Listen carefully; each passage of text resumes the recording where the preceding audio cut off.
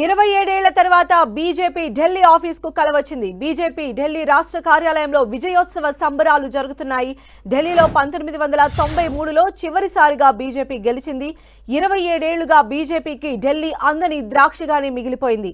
ఎట్టకేలకు ఢిల్లీలో విజయం సాధించడంతో బీజేపీ కార్యకర్తలు సంబరాలు చేసుకుంటున్నారు. బ్యాండ్లు, మేళాలు, డాన్స్లతో కార్యకర్తలు సంబరాలు జరుపుకుంటున్నారు. సాంప్రదాయానికి భిన్నంగా ఈసారి సంబరాలను కేంద్ర కార్యాలయం నుంచి రాష్ట్ర కార్యాలయానికి మార్చారు. 70 స్థానాలు ఉన్న ఢిల్లీ అసెంబ్లీ ఎన్నికల్లో 46 స్థానాల్లో బీజేపీ ఆధిక్యంలో ఉంది. ఆప్ కేవలం 24 స్థానాల్లో మాత్రమే ఆధిక్యంలో ఉంది. కాంగ్రెస్ అసలు ఖాతా తెరవనేలేదు. న్యూఢిల్లీ నియోజకవర్గంలో కేజ్రీవాల్ ఓటమి పాలయ్యారు. కాల్కాజీ నియోజకవర్గంలో అతిశి స్వల్ప తేడాతో గెలిచారు.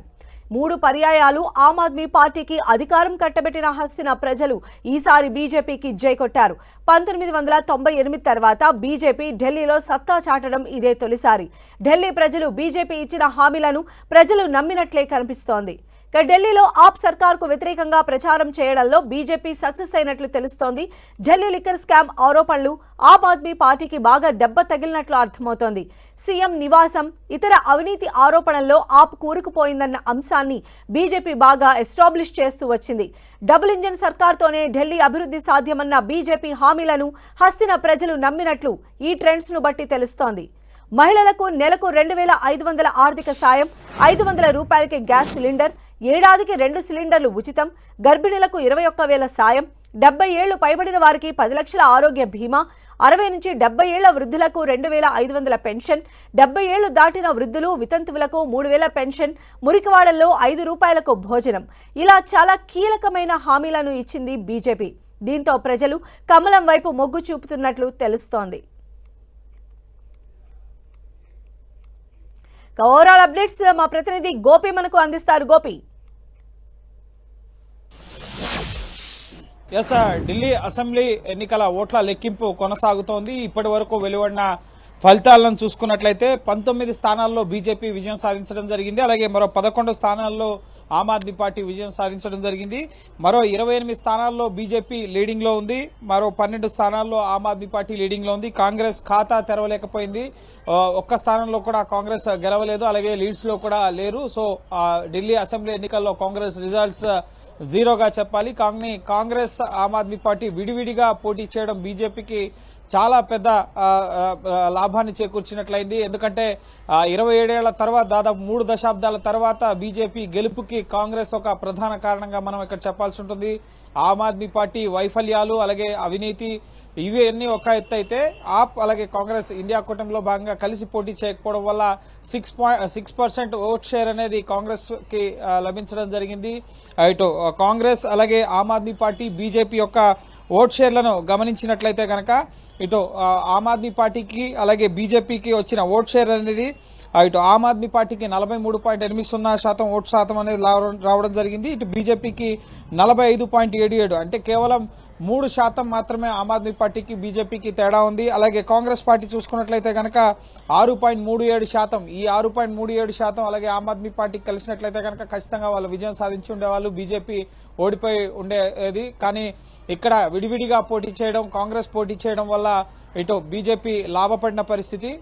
సో ప్రస్తుతం ఇంకా ఓట్ల లెక్కింపు అనేది కొనసాగుతోంది. సో మెజార్టీ చాలా నియోజకవర్గాల్లో 1000 నుంచి 2000 ఓట్ల తేడాతోనే మెజార్టీ అనేది ఆమ్ ఆద్మీ పార్టీ, బీజేపీ అభ్యర్థుల మధ్య ఉంది. ఈసారి లోక్సభకి బీజేపీకి సార్ నియోజకవర్గాల వారీగా కౌంటింగ్ సెంటర్లలో రౌండ్స్ టేబుల్స్ ని అరేంజ్ చేయడం జరిగింది. కొన్ని చిన్న కాన్స్టిట్యున్సీస్ లో 9 రౌండ్లు, 11 రౌండ్లు, 13, 14 రౌండ్లతోనే ముఖ్యంగా కౌంటింగ్ అనేది ముగుస్తుంది. కానీ కొన్ని పెద్ద కాన్స్టిట్యున్సీస్ కి రౌండ్స్ అనేవి 17, 18 రౌండ్ల వరకు కూడా ఉండడంతో కౌంటింగ్ కి కొంత సమయం పడుతుంది.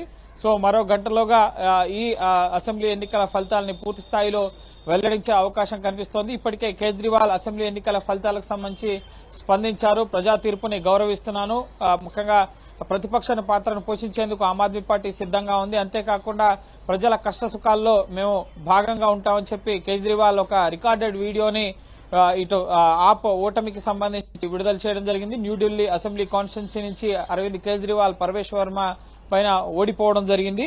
అలాగే కీలక నేతలు, ఆమ్ ఆద్మీ పార్టీకి సంబంధించిన కీలక నేతలు ఈ అసెంబ్లీ ఎన్నికల్లో ఓటమి పాలయ్యారు. అందులో భాగంగా కేజ్రీవాల్ ఒకరైతే, ఇటు మనీష్ సిసోడియా మాజీ డిప్యూటీ సీఎం జంగ్పురా నుంచి ఆయన కూడా ఓడిపోయారు. అలాగే గ్రేటర్ కైలాష్ నుంచి సౌరవ్ భరద్వాజ్ ఆయన కూడా ఓడిపోయారు. అలాగే షాకూర్ బస్తీ నుంచి సత్యేంద్ర జైన్, వీరంతా కూడా మాజీ మంత్రులు, వీరంతా కూడా ఓడిపోవడం జరిగింది.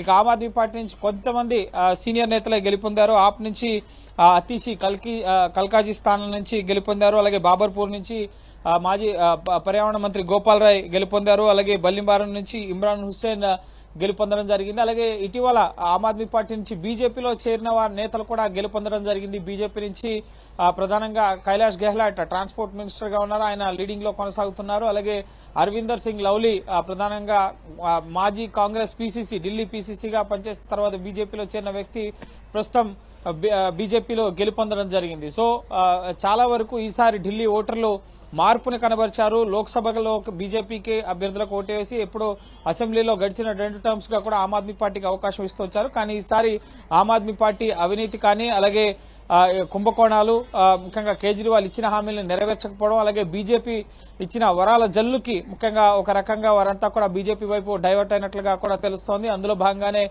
ఇక్కడ కేంద్రంలో ఎక్కువగా ఢిల్లీలో ఉండే కేంద్ర ప్రభుత్వ ఉద్యోగులు కానీ, రాష్ట్ర ఉద్యోగులు కానీ ఈ ఇన్కమ్ ట్యాక్స్ స్లాబ్ కు సంబంధించిన పరిమితిని 12 లక్షలకు పెంచడంతో పాటుగా అనేక హామీలు పేద మధ్యతరగతి సామాన్య కుటుంబాలకి ఉపయోగపడే విధంగా గ్యాస్ సిలిండర్లు ఉచితంగా ఇస్తామనడం, అలాగే ఇటు మురికివాడల్లో 5 రూపాయలకే భోజనం సహా అనేక హామీలు, ఇళ్లను కల్పిస్తామని చెప్పడం, అంతేకాకుండా ఆయుష్మాన్ భారత్ కింద ఇటు ఉచిత వైద్యం అందిస్తామని చెప్పడం, ఫ్రీ బస్, అలాగే ఫ్రీ ఎలక్ట్రిసిటీ, ఇటువంటివి మహిళలకి 2,500 రూపాయల మహిళా సమ్మాన్ నిధిని ప్రతి ఇంటిలో మహిళకి 18 ఏళ్ళు దాటిన వారికి ఇస్తామని చెప్పడం. సో ఇటువంటి హామీలన్నీ కూడా బీజేపీ వైపు ఓటర్లు దృష్టి సారించారనడానికి ఒక కారణంగా మనం చెప్పొచ్చు. అలాగే కాంగ్రెస్ పార్టీని చూసినట్లయితే ఇటు రాహుల్ గాంధీ, ప్రియాంక గాంధీ, మల్లికార్జున్ ఖర్గే వీరంతా కూడా భారీ బహిరంగ సభలు నిర్వహించారు. అయినప్పటికీ కూడా సందీప్ దీక్షిత్ న్యూఢిల్లీలో కేజ్రీవాల్ కన్నా 500 ఓట్ల తక్కువ ఓట్లు మాత్రమే వచ్చాయి. పరవేశ్ వర్మ పైన 4,039 ఓట్ల మెజార్టీతో ముఖ్యంగా ఓడిపోవడం జరిగింది కేజ్రీవాల్. సో కేజ్రీవాల్ తర్వాత థర్డ్ పొజిషన్ లో సందీప్ దీక్షిత్ ఉన్నారు. ఆయన కూడా కేజ్రీవాల్ ఓటమికి ఒక కారణం అని చెప్పాలి. మెజార్టీ ఓట్లు సందీప్ దీక్షిత్ కూడా పొందడం జరిగింది. కేజ్రీవాల్ కి సందీప్ దీక్షిత్ కి మధ్య వ్యత్యాసం కేవలం 500 నుంచి 600 ఓట్లు మాత్రమే. సో సందీప్ దీక్షిత్ పోటీ చేయకుండా ఉంటే ఖచ్చితంగా న్యూఢిల్లీ కాన్స్టిట్యున్సీ నుంచి ఒకవేళ ఉమ్మడిగా ఆప్ అలాగే కాంగ్రెస్ కలిసి పోటీ చేస్తుంటే ఇటు కూటమి గెలిచి ఉండే పరిస్థితి. కానీ సందీప్ దీక్షిత్ కూడా భారీగా ఓట్లను చీల్చడంతో న్యూఢిల్లీ కాన్స్టిట్యున్సీలో అరవింద్ కేజ్రీవాల్ ఓటమి పాలైన పరిస్థితి. ఇదే తరహాలో అనేక నియోజకవర్గాలు ముఖ్యంగా ఎంఐఎం కూడా పోటీ చేయడంతో ముస్లిం ప్రాబల్యం ఉన్న ప్రాంతాల్లో అది కూడా బీజేపీకి లబ్ధి చేకూర్చింది. అలాగే చాలా ప్రాంతాల్లో ముస్లిం ప్రాబల్యం ప్రాంతాల్లో కాంగ్రెస్ పార్టీ కూడా అనేక ఓట్లను సాధించడం జరిగింది. సో ఇది కూడా బీజేపీకి లబ్ధి చేకూర్చే పరిస్థితి కనిపించింది. సో ఖచ్చితంగా ఈసారి ఢిల్లీ ఎన్నికల్లో మధ్యతరగతి అలాగే ఎగువ మధ్యతరగతి యువకులు ముఖ్యంగా పేదలు వీరంతా కూడా ఎక్కువగా బీజేపీ వైపు ఓట్ షేర్ చూసుకున్నట్లయితే ఆమ్ ఆద్మీ పార్టీకి ఉన్న ఓట్ షేర్ అనేది అలాగే ఉంది. కానీ కాంగ్రెస్ పార్టీ కొంత ఓటు బ్యాంకును చీల్చడంతో అది బీజేపీకి లబ్ధి చేకూర్చి ఇటు బీజేపీ అధికారంలోకి వచ్చే విధంగా చేయడం జరిగింది. సో ప్రస్తుతం బీజేపీ ఢిల్లీలో రాష్ట్ర కార్యాలయం వద్ద, కేంద్ర కార్యాలయం వద్ద కూడా సంబరాలు జరుగుతున్న పరిస్థితి. అయితే బీజేపీ సీఎం క్యాండిడేట్ ఎవరు అని అనౌన్స్ చేయకముందునే ఎన్నికల బరిలోకి దిగింది. ఇప్పుడు మనం చూస్తే ఆధిక్యంలో కొనసాగుతోంది. అధికారాన్ని చేజిక్కించుకోవడానికి అడుగు దూరంలో మాత్రమే కనిపిస్తోంది. ఇప్పుడు దీనికి సంబంధించి బీజేపీలో ఎలాంటి చర్చ జరిగేటువంటి అవకాశం ఉండొచ్చు? అంటే మొత్తం రిజల్ట్ అనౌన్స్ చేసిన తర్వాత బీజేపీ అగ్ర నాయకత్వం దీనికి సంబంధించి ఎలాంటి ప్రణాళికలు రచించే అవకాశం ఉంది? బీజేపీ గెలుపొందే అవకాశాలు స్పష్టంగా కనిపిస్తున్నాయి. సో ప్రభుత్వ ఏర్పాటుకి 10 రోజుల సమయం ఉంది. ఫిబ్రవరి 23 వరకు కూడా ఢిల్లీలో ప్రభుత్వ ఏర్పాటుకు సమయం ఉంది. గత ప్రభుత్వం కాన్స్టిట్యూట్ అయిన నాటి నుంచి ఇప్పటి వరకు ఇంకా సమయం ఉంది కాబట్టి సో 10 రోజుల్లో ముఖ్యమంత్రి అభ్యర్థి ఎవరు అనేది బీజేపీ జాతీయ నాయకత్వం నిర్ణయించడం జరుగుతుంది. బీజేపీ పార్లమెంటరీ బోర్డు సమావేశం ఈ రోజు రాత్రికి బీజేపీ కేంద్ర కార్యాలయంలో జరుగుతుంది. సాయంత్రం 7 గంటలకి భారీ విజయోత్సవ ర్యాలీ బీజేపీ కేంద్ర కార్యాలయం వద్ద ఏర్పాటు చేయడం జరిగింది. ప్రధాని మోడీ, జేపీ నడ్డా, అమిత్ షా సహా పార్లమెంటరీ బోర్డు సభ్యులంతా కూడా ఈ ర్యాలీకి హాజరవుతారు. అనంతరం పార్లమెంటరీ బోర్డు సమావేశం ఎన్నికల ఫలితాలపైన సమీక్షించడం జరుగుతుంది. తదుపరి ఒకటి రెండు రోజుల్లో బీజేపీ ఢిల్లీ బీజేపీ ముఖ్యమంత్రి అభ్యర్థి ఎవరు అనేది నిర్ణయించడానికి అబ్జర్వర్లను పరిశీలకులుగా నియమించడం జరుగుతుంది. సో వారు ముఖ్యంగా లెజిస్లేటివ్ పార్టీ సమావేశానికి, శాసనసభాపక్ష సమావేశానికి గెలిచిన ఎమ్మెల్యేలు, బీజేపీ ఎమ్మెల్యేలంతా తమ నాయకుడు ఎవరనేది ఎన్నుకుని ముఖ్యంగా పరిశీలకులకు తెలియజేయడం జరుగుతుంది. పరిశీలకులు బీజేపీ జాతీయ నాయకత్వానికి తెలియజేయడం జరుగుతుంది. దాని ద్వారా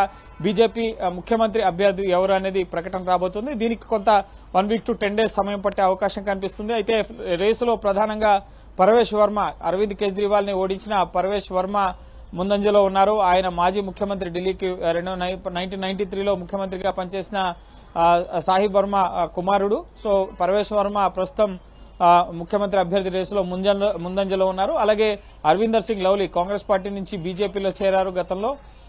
సో ఆయన ముఖ్యంగా సిక్కు కావడంతో నెక్స్ట్ పంజాబ్ ఎలక్షన్ దృష్టిలో పెట్టుకుని సిక్కుకి ఇస్తారనేది కూడా ఒక చర్చ జరుగుతుంది. అలాగే ముఖ్యంగా మంజిందర్ సింగ్ సిర్సా, ఆయన కూడా ఒక కీలక ఎమ్మెల్యే, సీనియర్ ఎమ్మెల్యే. సో ఆయన పేరు కూడా వినిపిస్తోంది. సో సిక్కు కమ్యూనిటీ నుంచి ఎంపిక చేస్తారా లేక ఎవరిని?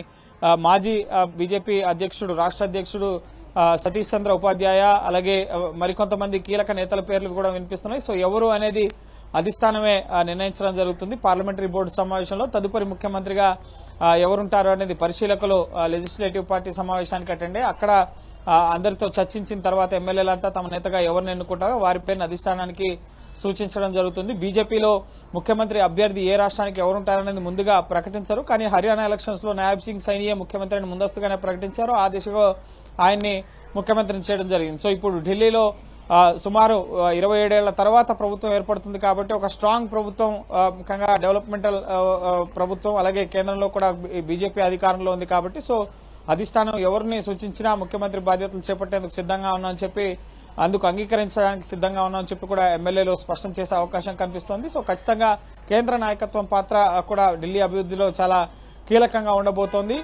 ఈ ఫలితాలపై ఇప్పటికే అమిత్ షా, జేపీ నడ్డా కూడా స్పందించారు. ఢిల్లీ ముఖ్యంగా మనసులో ప్రధాని మోడీ ఉన్నారు. ఢిల్లీ అభివృద్ధికి బీజేపీ కట్టుబడి ఉంది. ఇచ్చిన హామీలన్నీ కూడా అమలు చేస్తాం, నెరవేరుస్తాం. ఢిల్లీని అభివృద్ధి చెందిన ఒక మోడల్ స్టేట్ గా తీర్చిదిద్దడానికి బీజేపీ కట్టుబడి ఉందని చెప్పి అమిత్ షా, జేపీ నడ్డా ట్వీట్ చేయడం జరిగింది. సో ఖచ్చితంగా ఒక పాజిటివ్ మెసేజ్ ని ఈ రోజు సాయంత్రం ప్రధాని మోడీ నుంచి ముఖ్యంగా ఎక్స్పెక్ట్ చేయొచ్చు. ఢిల్లీని ఏ విధంగా డెవలప్ చేయబోతున్నారనే దానికి సంబంధించి, ఎందుకంటే అనేక సమస్యలు ఉన్నాయి. యమునా నది కాలుష్యం కానీ, వాతావరణ వాయు కాలుష్యం కానీ, ఢిల్లీ రోడ్ల పరిస్థితి, అలాగే తాగునీటి సమస్య, ఈ విధంగా అనేక సమస్యలు అయితే ఢిల్లీని వెంటాడుతున్న పరిస్థితి. దేశ రాజధానిగా ఒక భారత్ వికసిత్ భారత్ చేయాలన్న లక్ష్యంతో పనిచేస్తున్నప్పుడు దేశ రాజధాని ఢిల్లీలోనే సరైన వస్తువులు, సదుపాయాలు, సౌకర్యాలు లేని పరిస్థితి కాబట్టి సో ముందు ఒక మోడల్ స్టేట్ గా దీన్ని తీర్చిదిద్ది 2047 నాటికి భారత్ ను వికసిత దేశంగా తీర్చిదిద్దుతామని ప్రధాని మోడీ అనేక బహిరంగ సభల్లో చెప్పారు కాబట్టి సో ఖచ్చితంగా ఢిల్లీ అభివృద్ధికి ఈ 5 ఏళ్లలో బీజేపీ ఏం చేయబోతుంది అనేది కూడా చాలా కీలకంగా ఉంది. అలాగే ఎవరిని ముఖ్యమంత్రిగా ఎంపిక చేస్తారనే దానికి సంబంధించి ఒక వారం రోజుల్లోగా స్పష్టత వచ్చే అవకాశం ఉంది. రైట్ గోపి.